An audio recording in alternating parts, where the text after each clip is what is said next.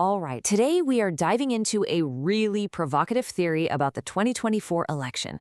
It's this one specific analysis, and it lays out a single, super high-stakes path for a Donald Trump victory.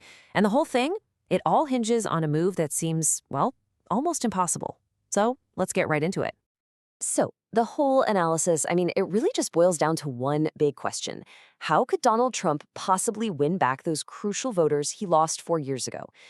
These are the very people who put Joe Biden in the White House.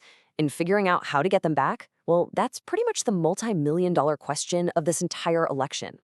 And according to the source material we're digging into today, this one's from Predictive History, the answer, the entire strategy, it all comes down to one single, dramatic, and frankly, really unexpected choice. So let's break down how they even got to that conclusion.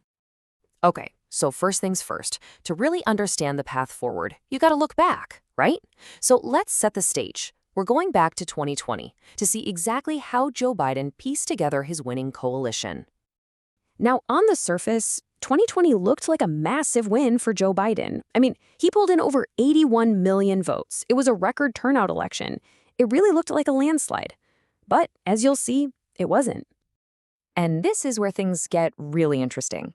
The source we're looking at argues that the entire election actually came down to just 65,000 votes. 65,000, spread across just a few key battleground states. We're talking about a razor-thin margin here.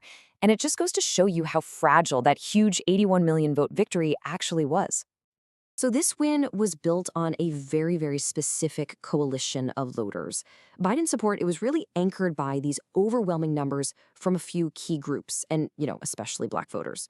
According to the source's data, they went for him by a staggering 91%. Just wow. Okay, but here's the thing. The whole central argument of this analysis is that fast forward 4 years and that winning 2020 coalition, it's now showing some pretty serious signs of weakness. Let's dig into why that might be. The source claims that enthusiasm among Black voters has cooled off for a few different reasons. First, this idea of a debt for serving as Obama's VP, well, that's considered paid. Then you add in the very real economic pain from inflation, what some see as competition for jobs from immigration, and then this frustration over seeing billions sent to Ukraine while communities here at home are struggling. And what about young voters? In 2020, they were super motivated, right? But it was mostly to vote against Trump. This analysis suggests that energy has kind of faded. It's been replaced by a real sense of disillusionment over the administration's foreign policy, especially on Gaza. And that could lead them to just sit this one out as a protest. So if those core groups are wavering a bit, where is this election actually going to be decided? Well, the source we're examining points to one single demographic, the one they call the ultimate kingmaker, suburban voters. And this chart, it really illustrates the point perfectly. Look at this. In 2016, just 45% of suburban voters went for the Democrat, Hillary Clinton. But then, in 2020, that number shoots up to 54% for Biden. The source calculates this as a swing of 2 million voters. That's it. That's the group that handed Biden the presidency. So the big question is, why did they flip? The analysis boils it all down to perception, the story being told. In 2020, the narrative around Trump was that he was divisive, chaotic, especially with everything going on with the pandemic and the George Floyd protests.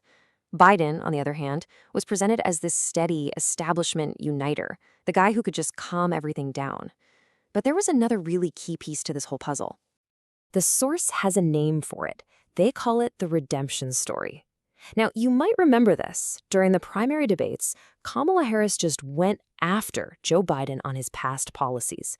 It was a brutal, nationally televised moment.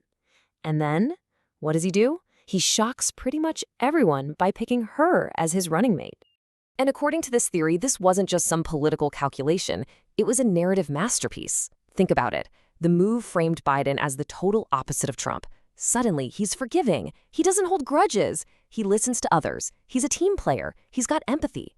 The source argues this whole story was specifically crafted to appeal to suburban women. And boy, did it work.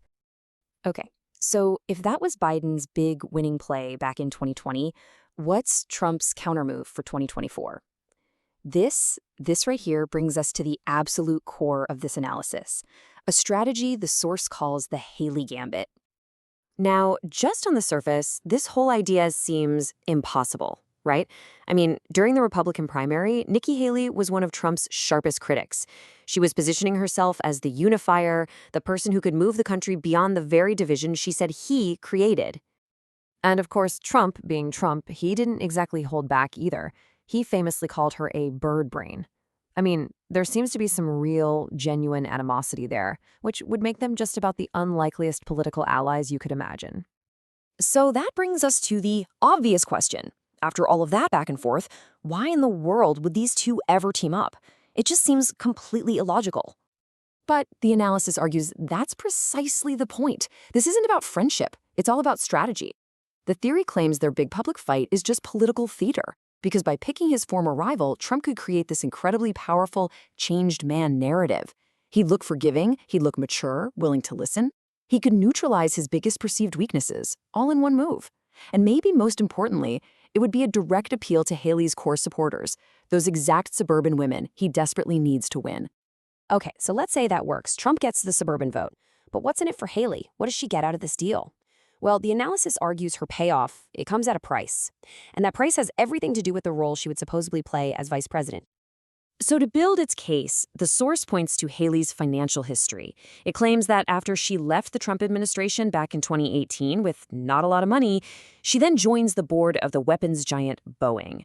And today, she's reportedly a millionaire with a home worth millions of dollars.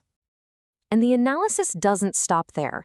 It goes further, connecting her to organizations that it describes as having a very, very specific foreign policy goal, a pro-war, anti-Iran stance. And this includes groups like United Against a Nuclear Iran and Christians United for Israel. And all of this leads to the source's really dramatic final prediction. It's that as vice president, Haley's main job wouldn't even be domestic policy. No, her primary function would be to be the person inside the White House pushing for a much more aggressive foreign policy, specifically agitating for a conflict with Iran. So, it all comes down to this. Is this theory of high-stakes political theater, this idea of trading suburban votes for hawkish foreign policy, is that really a plausible path to the White House? It is a fascinating and, let's be honest, a deeply cynical view of how power works. But ultimately, of course, only the election itself is going to tell us the true story.